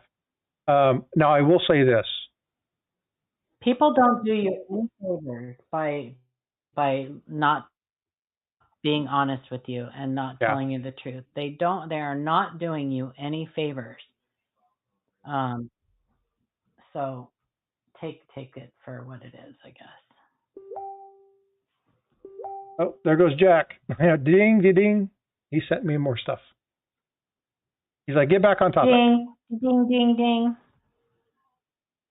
I know. Talk about the coins. Good morning, Tiger. Yeah, he's like, back to the Morgan discussion. Sweet man. He's sending me. There's a friend. That's a friend, yes. He's like, enough of this. We're not here for the soft, piddly stuff. Let's get back on topic. Enough. Oh, here's a good. Oh, you know what's funny? I actually have one of these, Jack. Actually got one of these from a member in the community. It doesn't say, it's not damaged. It's a top 100. Actually, I think I showed this. But it's absolutely counterfeit. But this one, mine is in, I don't know if it's in an ICG holder. I'll have to go pull it out and find out. But I have one of these. I just found one yesterday. What of these? No. Friday. Yeah. 1900 micro oil. It's the first one I've seen. Yeah, and I actually I figured it out live because Jack Riley, we were going through and I was like, this is a VAM 5. And he's like, that's a really good counterfeit. Where'd you get that from? I was like, oh, I didn't know that. You're like, what? I knew that. Certainly makes the AG3 way better. Say that again. I said it makes the net AG3 way what? better. Yeah. Yeah. Yeah. Yeah. I think they undergraded it.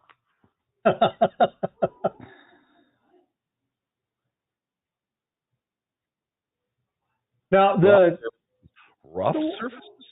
Is this something that Segs does, or what's the? I've seen this a couple times. This is just their way of saying that it's counterfeit. Correct. Okay. What? I don't like the way they misspell rough. Not a U.S. Mint. I don't know what Segs does.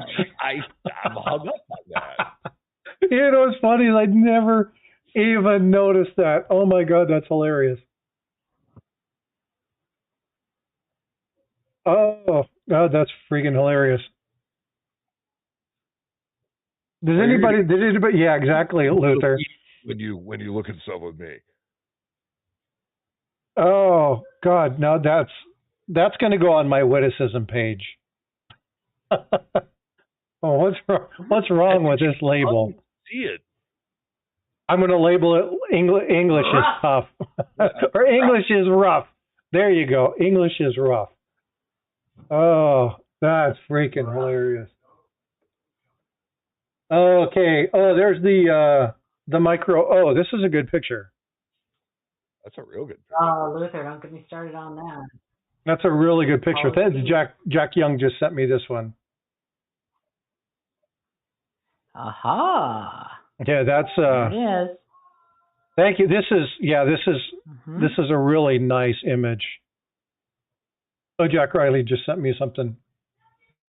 It absolutely illustrates what you've been talking about this entire time.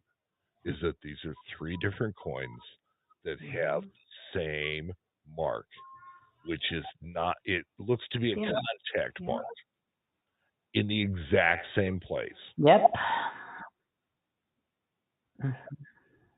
That is coming from... It's like those C.C. Morgans. Every time I see something like this, I think of those C.C. Morgans that have the flash across the chest feather, the chest, of, you know, on the reverse. Every single one of them has that slash across the chest. This image is Jack Riley. Now, so the images that Jack sent me, just so you guys understand the context, yesterday when he suggested that, he did all that on his phone. So he didn't send me the highest quality images because he just quickly put that together for today's presentation. He's got way better images. And if you look at that proxy vlog that he did regarding the micro O's and stuff, you'll see way better images. It's just what he sent me. And again, this was discussed last night, and he put this together. So it's not that he doesn't have good images of it. It's just the ones that I had were not the greatest images because they were just small and I had to grow them up or blow them up, enlarge them. I never understood why they say that. I don't want to get down that rabbit hole. Why do they call it blowing up a photo? But anyway. She's like, damn it, don't do this to me. I'm going to go down this rabbit hole, try to figure that out. Okay, I'm not saying nothing. So think about it as a picture on a balloon. Blowing it up means making it larger.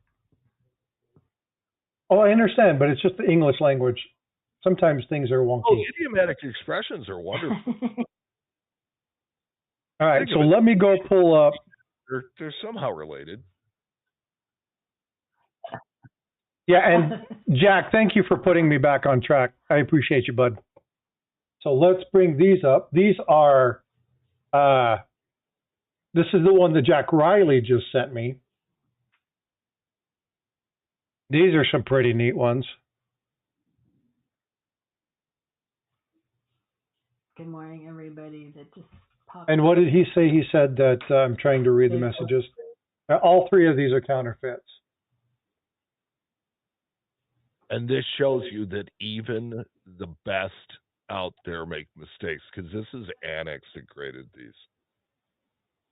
This is a company that prides itself on the way it grades, varieties. Mm-hmm. And has some really high quality. I mean, look, think of all the people that worked at Annex. Yeah, yeah. Well, and that's one of the things. You know, there are different classifications or different levels of counterfeits. Most of us see the really horrible examples, right? And we see the ones that you look at it and you're like, oh my God. The problem is that a lot of these came out, and again, not all of these are circa 1900 counterfeits, circa 1940, circa 1970, right? Some of these are 2021 and they're brand new, and they've, as Jack told me in a conversation that we were having, you talk about the family of counterfeits. These weren't known to be fake until 2000. Oh, he just actually put that exact line in chat. I was going to say that Jack Riley has stated that they weren't known to be counterfeit until 2005. So at the time that these were graded, this was thought to be a genuine variety. Yep. So I'm not faulting the guys at Annex, but I am saying that, they were the best in the business and it fooled them. Well, and if you guys remember the story of the Henning nickel, right? Who found that the Henning was fake? You guys remember that? Probably the bank. Probably the bank. I'm going to guess. No, it wasn't the bank. What's your guess, Mike? I'm going to guess. Secret Service. No. Mike? A collector, a kid. No. It was actually a coin club. They were going through this, and they started to have a discussion because they were seeing the same die crack. They started looking at multiple years, so they started to dig into it. And they actually then took it to the Secret Service and said, hey, you know what, they're testing correctly, but they're not right.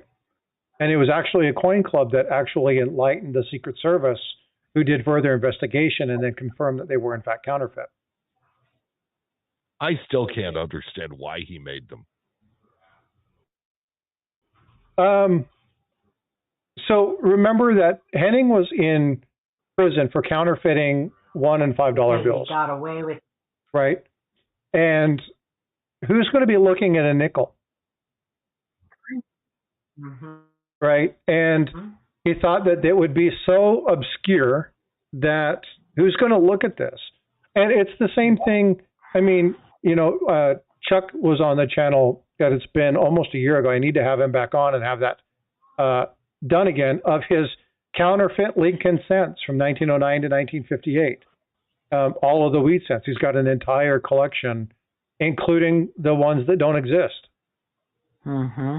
Right? Like the 1922 San Francisco, or the 1958 San Francisco, or, you know, some of these, they just, why do they counterfeit them? Because they can. Sometimes it's an act of deception. Sometimes it's, look at the deceptive Omega Man. I love the Omega Man story. Right? Who did that?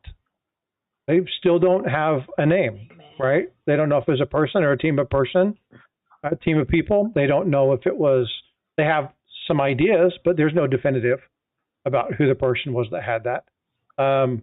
Authentic die, most likely that somebody got a hold of. He actually made quite a bit of money on his counterfeit. There is always profit motive. Always. When it comes to criminal activity, there's always a profit motive. Now, when we look at when we look at that, when we look at large scale, and in the case of looking at a lot of these counterfeits coming from one or two very specific areas in the world, there's also some level of destabilization in the economy, and so there's a number of reasons. Yeah, fire me one more set over, Jack. That's cool. There's other. It's almost always profit. That's true. But there's also there's a level of economic warfare that's engaged when doing this, and you'll see this from these large state actors.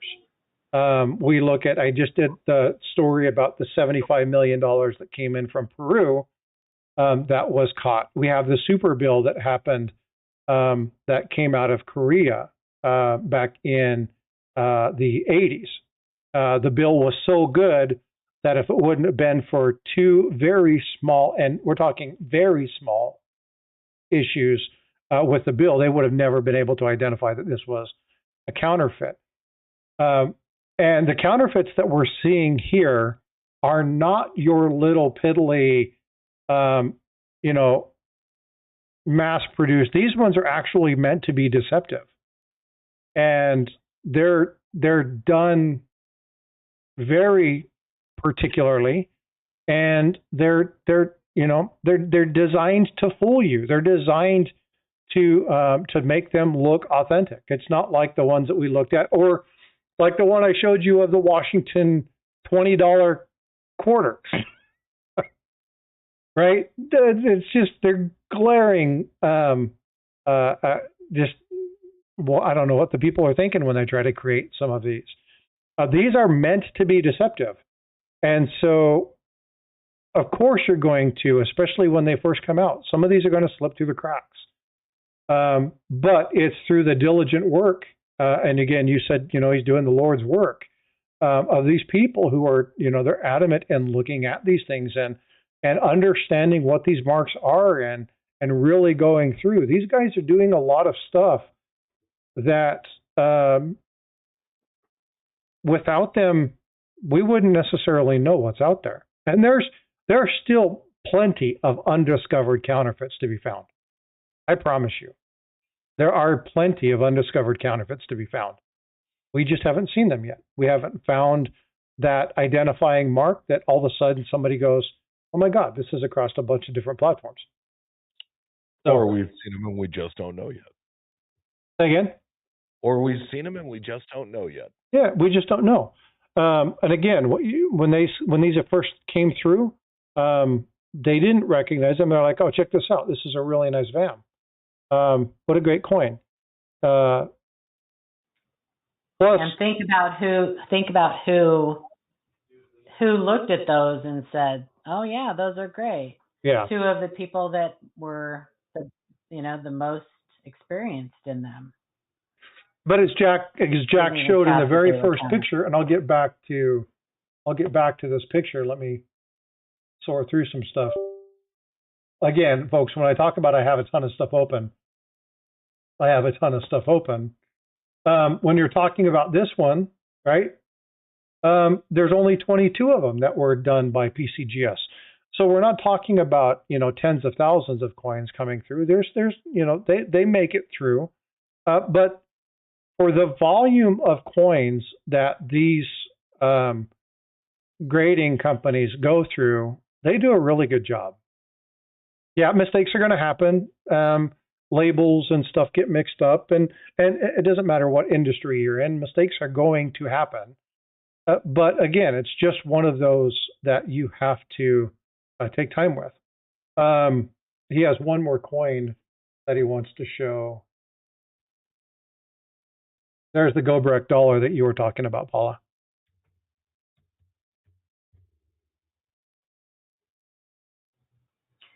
What? Where?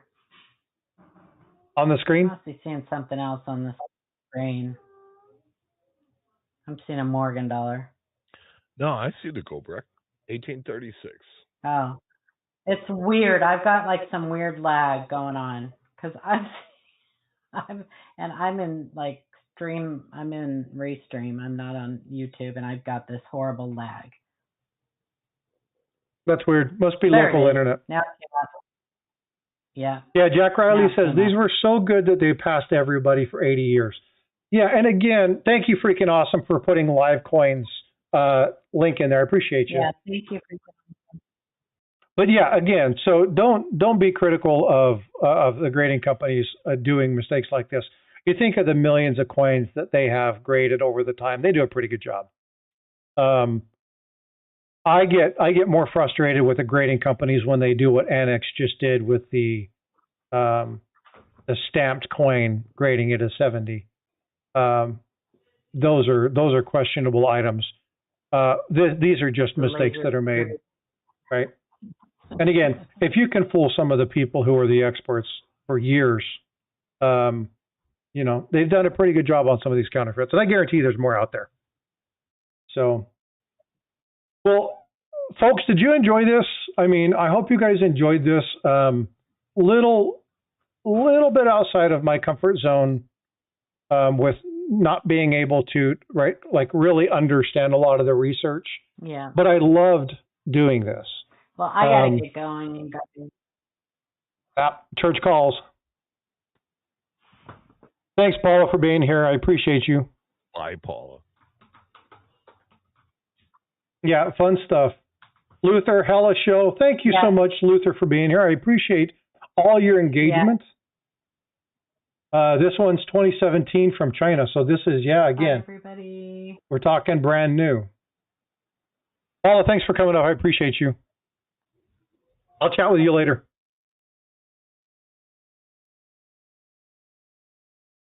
Are you still here? I can't tell if she's here or she's not. I think she's gone. Yeah, it still shows she's here, but she's lagging. So who knows if what's going on. Mike, thanks for coming up. I appreciate you being here. Oh, it's my pleasure. It was nice to have conversation.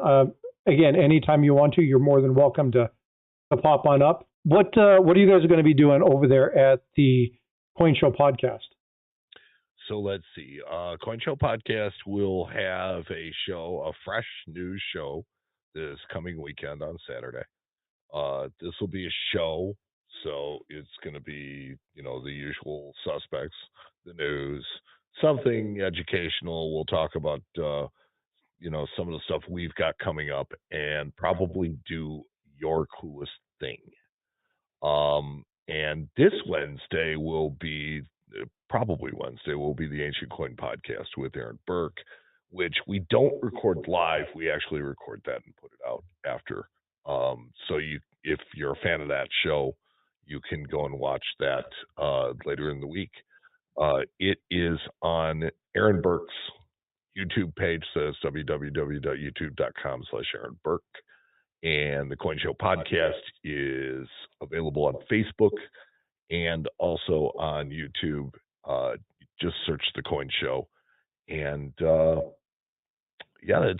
that's pretty much what we're going to be doing. I'm going to be, let's see, I've got a couple of collections coming in this week. I've been really doing a lot of currency lately, so I'm learning a lot about that. Every day is just, for me, it's a chance to learn something new and meet some new people. And I've always been a coach, as far as, bowling and sports and stuff like that. So teaching just kind of falls right in there for me. Outstanding. Well, you do it well. Again, folks, if you're not subscribed to the Coin Show or the Ancient Coin Podcast, make sure you guys are getting over there and subscribing to those. Go check out Harlan J. Burke. They have some amazing products. HJBLTD.com. Yep, go check them out. And hey, Robert Pentoff, $20 super chat. Thank you so much. Thanks for a very good topic. I appreciate your support very much. Thanks for all the help. Freaking awesome. Because you are freaking awesome. Freaking awesome's a stud. Always good. Thanks for having me. Oh, absolutely. I appreciate, like I said, I appreciate you coming up. Go give Matt a hard time for me. Oh, I always do. All right, and we'll catch up. I want to coordinate a time for us to get together with Aaron. Yeah. Find a topic and do that. I know that Aaron, we are starting to incorporate. So, if I've got a minute. Yeah, please. What we do with the Ancient Coin Podcast is, I really know nothing about ancient coins, or at least when we started it 2.5 years ago, I knew nothing about ancient coins. And really, to be honest with you, wasn't all that interested in them. And Aaron has, taught me this genre of coins through the podcast. So if you want to learn ancient coins, you just go back to the very beginning and you watch with me. So now we're starting to incorporate more maps, and we're starting to overlay the ancient world onto the present day world, so that when you talk about Bactria and Thrace and all these places that are kind of like, these ethereal places in your head, it can show you, no, this is where it was. And that's really helpful in understanding the history of things and understanding the history of the ancient world. Well, folks, if you're into ancient coins at all and you don't follow Aaron J. Burke, then shame on you. The amount of knowledge from that family and the history of the stuff that they have is amazing. And you definitely need to get over and check that out. I know Vote for Pedro has been get them on there, because he absolutely loves ancients. And so I would love to be able to do something with you guys. So no pressure, but So we will definitely get on. It's like, one thing you don't ever have to do is ask Aaron twice. He will definitely come on. There's no question about it. Yeah, mine's just been coordinating it. So yeah, very cool. He's a busy guy, and a lot of times on the weekend, like I think it was this morning, he was up at like 4 a.m. because he had to bid on something in Switzerland. So that's a lot of times when the time conflicts come up for him. He lives on a weird schedule sometimes. Oh yeah, and I mean, you guys are running businesses, so you got a lot of work to do. A lot of ancient coins are done in Europe, though, so you got to kind of be on that schedule too. Indeed. Sounds good. Well, again, thank you so much for coming up, Mike. I appreciate you. Hope you guys have a wonderful weekend. I'll be looking forward to the podcast. Always a pleasure. All right, folks. Well, hey, I am out of here. I got some yard work to do.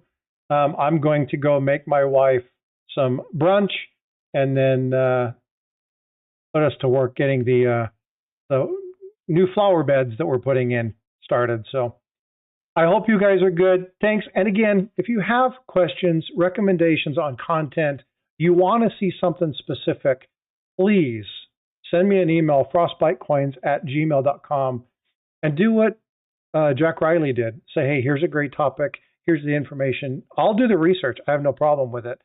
But give me the stuff that you want to see because, again, ultimately, this is your show.